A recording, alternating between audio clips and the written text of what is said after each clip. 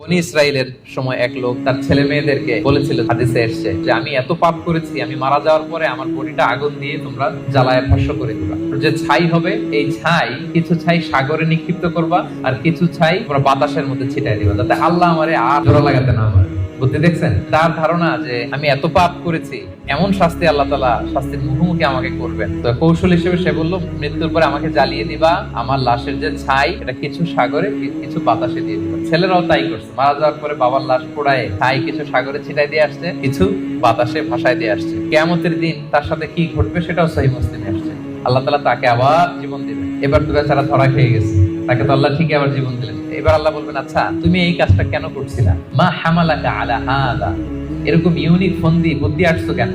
লাশ পোড়ায় তোমার লাশ কিছু সাগরে দিবে ছাই, কিছু দিবে বাতাসে ভাসায় কেন? বলতেছে, ইয়া রাব্বি মাখাফাতু, আপনার ভয়ে আমি এই কাজ করেছি।